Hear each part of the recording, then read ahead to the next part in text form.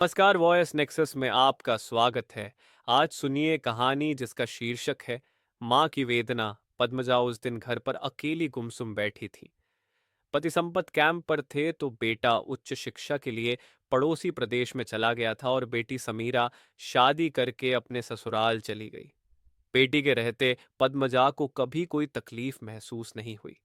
वह बड़ी हो जाने के बाद भी छोटी बच्ची की तरह माँ का पल्लू पकड़े पीछे पीछे घूमती रहती थी। एक अच्छी सहेली की तरह वह घरेलू कामों में पद्मजा का साथ देती थी।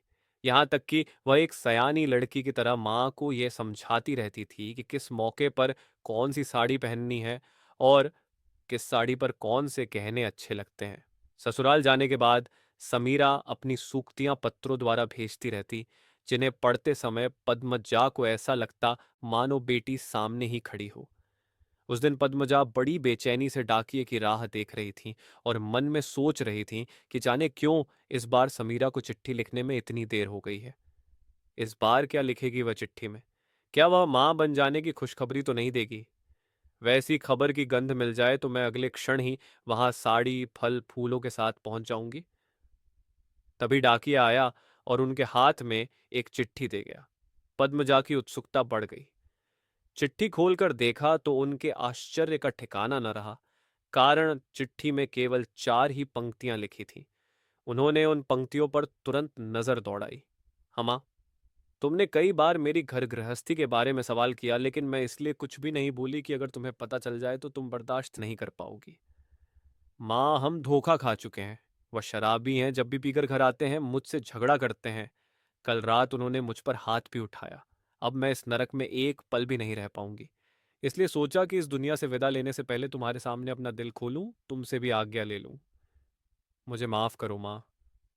यह मेरी आखिरी चिट्ठी है।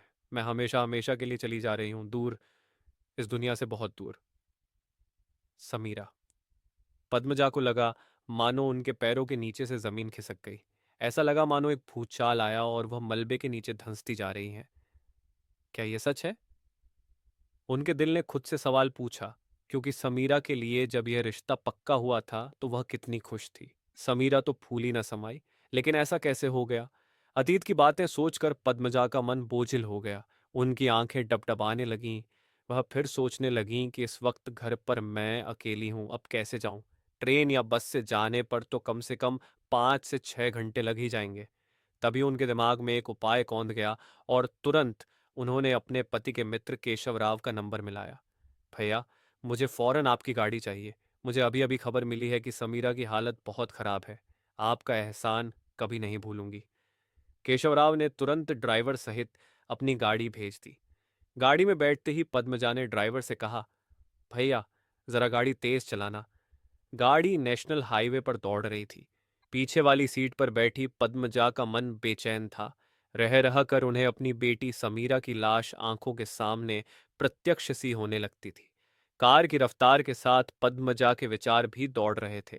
उनका अतीत चलचित्र की भांति आंखों के सामने साकार होने लगा। पद्मजा, तेरे मुंह में घी शक्कर ले, लड़के वालों से चिट्ठी मिल गई, उनको तू पसंद आ गई। सावित्रम्मा का मन खुशी से नाच उठा।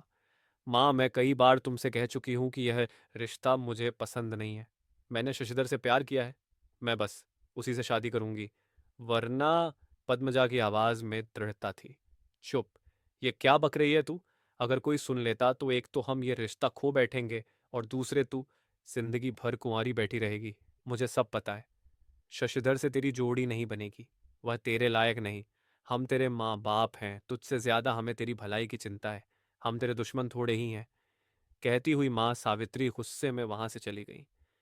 माँ की बातों का असर पद्मजा पर बिल्कुल नहीं पड़ा।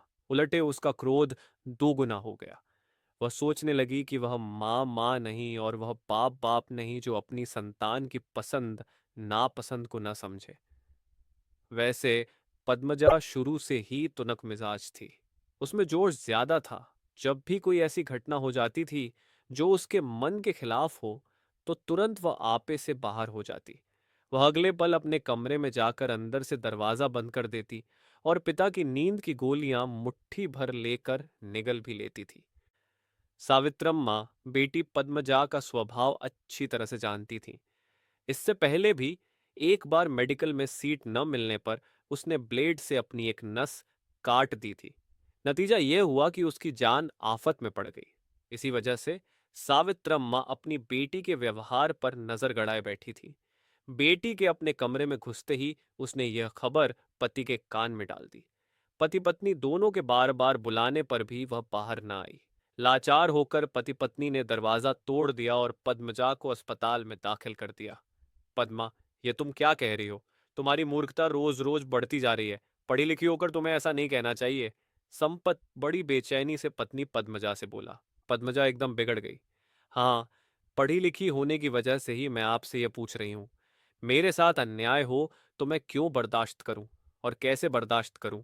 मैं पुराण युग की भोली अबला थोड़े ही हूं कि आप अपनी मनमानी करते रहें, बाहर गुलछर्रे उड़ाएं, ऐश करें और मैं चुपचाप देखती रहूं। आप कभी यह नहीं समझना कि मैं सीता सावित्री के जमाने की हूं और आपकी हर भूल को माफ कर दूंगी। आखिर मैंने क्या भूल की है? क्या अपने पति पर सिर्फ अपना ही हक मानना अपराध है? दूसरी महिलाओं से नाता जोड़ना, उनके चारों ओर चक्कर काटना, तो क्या मैं चुपचाप देखती रहूं? वैसा पूछना गलत नहीं हो सकता है, लेकिन मैंने वैसा किया कब था? यह सब तेरा वहम है। तेरे दिमाग पर शक का भूत सवार है। वह उठते बैठते, किसी के साथ मिलते, बात करते मेरा पीछा कर रहा है। तेरी राय में मेरी कोई लेडी स्टेनो नहीं रहनी चाहिए। मेरे दोस्तों की बीवियों से भी मुझे बात नहीं करनी चाहिए, है ना? ऐसा मैंने थोड़े ही कहा है। जो कुछ मैंने अपनी आंखों से देखा और कानों से सुना वही तो बता रही हूँ। सच्चाई क्या है मैं जानती हूँ। आपके इस तरह चिल्लाने से सच्चाई दब नहीं सकती। छी, बहुत हो गया। यह घर रोज रोज नरक बनता जा रहा है। न सुख है और न शांति। चिढ़ता हुआ संपत बाहर चला गया। पद्मजा रोती बिलखती बिस्तर पर लेट गई। पद्मजा रोज की तरह उस दिन भी बाजार गई और वह सब्जी खरीद रही थी कि सामने एक ऐसा नजारा दिखाई पड़ा कि वह फौरन पीछे मुड़ी और बिना कुछ खरीदे ही घर लौट आई। संपत स्कूटर पर कहीं जा रहा था और पीछे कोई खूबसूरत लड़की बैठी थी। दोनों अपनी दुनिया में मस्त थे, आपस में बातें करते हुए, हंसते हुए लोटपोट हो रहे थे। बस इसी दृश्य ने पद्मजा को उत्तेजित, पागल और बेचैन कर दिया। आते ही पद्मजा ने प्लास्टिक की थैली एक कोने में फेंक दी और सीधा रसोई घर में घुस गई। अलमारी से केरोसिन का डब्बा उठाकर उसने अपने शरीर पर सारा तेल उड़ेल दिया। बस अब तीली जलाकर आत्महत्या करने ही वाली थी कि बाहर स्कूटर की आवाज सुनाई पड़ी। पद्मजा का क्रोध मानो सातवें आसमान पर चढ़ गया। उसके मन में ईर्ष्या ने ज्वालामुखी का रूप धारण कर लिया। अब मुझे मर ही जाना चाहिए। जीवन भर उसे आठ आठ आंसू बहाते तड़प तड़प कर रहना चाहिए। पद्मजा का दिमाग ऐसे विचारों से भर गया। संपत को घर में कदम रखते ही मिट्टी के तेल जैसी किसी चीज के चलने की गंध लग गई। रसोई में झांक कर देखा तो ज्वालाओं से घिरी पद्मजा दिखाई पड़ी। संपत हक्का बक्का रह गया। वह जोश में आकर रसोई का दरवाजा पीटने लगा और पद्मजा को बार बार पुकार रहा था। अंत में दरवाजा टूट गया। 40% जली पद्मजा अस्पताल में भर्ती कराई गई। फिर बड़ी मुश्किल से वह बच पाई। पद्मजा को जब यह पता चला कि उस दिन संपत के स्कूटर के पीछे बैठी नजर आई लड़की कोई और नहीं, वह तो संपत के ताऊ की बेटी थी, बस पद्मजा का मन पश्चाताप से भर गया। उसे अपनी गलती महसूस हुई। पद्मजा में अपने प्रति ग्लानि तब और बढ़ गई जब पति ने इलाज के दौरान जी तोड़कर सेवा की। उसे बड़ी शर्म महसूस हुई और अपनी जल्दबाजी, मूर्खता पर स्वयं को कोसने लगी। दौड़ती कार के अचानक रुकते ही पद्मजा वर्तमान में आ गई। अतीत के सारे चलचित्र ओझल हो गए। गाड़ी क्यों रोकी? उसने ड्राइवर से पूछा। मान जी, यहाँ एक छोटा होटल है। सोचा आप थक गई होंगी, प्यास भी लग गई होगी। क्या मैं आपके लिए थोड़ा ठंडा पानी ले आऊं? नहीं, इस समय मुझे कुछ भी नहीं चाहिए। मुझे फौरन वहां पहुंचना है, वरना। इतना कहते कहते ही पद्मजा का गला भर गया। उस समय केवल समीरा ही उनके दिलो दिमाग पर छाई हुई थी। पद्मजा पीछे सीट की तरफ झुक गई। खिड़की के शीशे नीचे कर देने से ठंडी हवा के झोंके भीतर आकर मानो उसकी थकावट दूर करते हुए सांत्वना भी दे रहे थे। बस उसने अपनी आंखें मूंद ली। गाड़ी अचानक ब्रेक के कारण एक झटके के साथ रुकी तो पद्मजा एकदम सामने वाली सीट पर जा गिरी। तभी उसकी आंख खुल गई। वह एकदम उछल पड़ी, चारों ओर नजर दौड़ाई। स्थिति सामान्य देखकर वह बोल पड़ी। सत्यम, अचानक गाड़ी क्यों रोक दी तूने? पद्मजा ने पूछा। आप नींद में चीख उठी तो मैं डर गया कि आपके साथ कोई अनहोनी हुई होगी। उसने अपनी सफाई दी। कार शहर में पहुंच गई थी और रामनगर मोहल्ले की तरफ जाने लगी। पद्मजा मन ही मन सोचने लगी कि उसकी बिटिया सही सलामत रहे। लेकिन जैसा उसके मन में डर था, पद्मजा ने वहां ऐसा कुछ भी नहीं पाया था। वातावरण एकदम शांत था। गाड़ी के रुकते ही वह दरवाजा खोलकर झट से कूदी और भीतर की तरफ दौड़ पड़ी। घर के भीतर खामोशी फैली हुई थी। सहमी हुई पद्मजा ने भीतर कदम रखा कि उसे ये बातें सुनाई पड़ी। समीरा बोल रही थी। बेटी की आवाज सुनकर पद्मजा के सूखे दिल में मानो शीतल वर्षा हुई। आपने क्यों बचा लिया मुझे? एक पल और बीतता तो मैं फांसी के फंदे में झूल जाती और इस माहौल से हमेशा के लिए छुटकारा मिल जाता। समीरा, ये आवाज पद्मजा के दामाद की थी। मैंने ये बिल्कुल नहीं सोचा कि तुम इतनी सेंसिटिव हो। अरे, पति पत्नी के बीच झड़प हो जाती है, झगड़े भी हो जाते हैं, क्या इतनी छोटी सी बात के लिए मर जाएंगे? समीरा, मैं तुमको दिल से चाहता हूं। क्या तुम ये नहीं जानती कि मैं बगैर तुम्हारे एक पल भी नहीं रह सकता? आप जानते हैं कि मुझे शराबियों से सख्त नफरत है। फिर भी आप। समीरा, मैं शराबी थोड़े ही हूं। तुम्हारा यह सोचना गलत है कि मैं हमेशा पीता रहता हूं, लेकिन कभी कभी पार्टियों में दोस्तों का मन रखने के लिए थोड़ा पीता हूं। ये तो सच है कि परसों रात मैंने थोड़ी सी शराब पी थी, लेकिन तुमने जोश में आकर भला बुरा कहा, मेरा मजाक उड़ाया और बेइज्जती की, और मैं इसे बर्दाश्त नहीं कर सका। तुम पर अनजाने में हाथ उठाया, उसके लिए तुम जो भी सजा दोगी मैं उसे भुगतने को तैयार हूं। लेकिन ऐसी सजा तो मत दो समीरा। इस दुनिया में तुमसे बढ़कर मेरे लिए कुछ भी नहीं है। तुम्हारी खातिर मैं शराब छोड़ दूंगा। प्रॉमिस। तुम्हारी कसम। लेकिन बगैर तुम्हारे यह जिंदगी कोई जिंदगी थोड़े ही है। दामाद के स्वर में अपनी बेटी के प्रति जो प्रेम, जो अपनापन था, उसे सुनकर पद्मजा मानो पिघल गई। उनकी आंखें भी भर आईं। वह अपने आप को संभाल ही नहीं सकी और तुरंत दरवाजे पर दस्तक दी। कौन है? समीरा और शेखर एक साथ ही बेडरूम से बाहर आ गए। मां को देखते ही भावुक हो समीरा दूर से ही मां कहते हुए दौड़ आई और उनसे लिपट गई। ये क्या किया बेटी तूने? तेरी चिट्ठी देखते ही मेरी छाती फट गई। मेरी कोख में आग लगाने का ख्याल तुझे क्यों आया? ये तूने सोचा कैसे कि बगैर तेरे हम जिएंगे? माफ करो मम्मी, मैंने जोश में आकर वह चिट्ठी लिख दी थी। ये नहीं सोचा कि वह तुम्हें इतना सदमा पहुंचाएगी। शेखर एकदम शर्मिंदा हो गया। उसे अब तक ये नहीं पता था कि समीरा ने अपनी मां को चिट्ठी लिखी है। उसकी नजरें अपराध बोध से झुक गईं। समीरा मां का चेहरा देखकर भांप गई कि उसने चिट्ठी पढ़ने से लेकर यहां पहुंचने तक कुछ भी नहीं खाया है। समीरा ने पंखा चलाया, फिर मां और ड्राइवर को ठंडा पानी पिलाया। थोड़ी देर बाद वह गर्मागर्म काफी बनाकर ले आई। उसे पीने के बाद मानो पद्मजा की जान में जान आ गई। वहां से जाने से पहले पद्मजा बेटी को समझाते बुझाते दामाद के बारे में पूछ बैठी। समीरा, शेखर घर पर नहीं है क्या?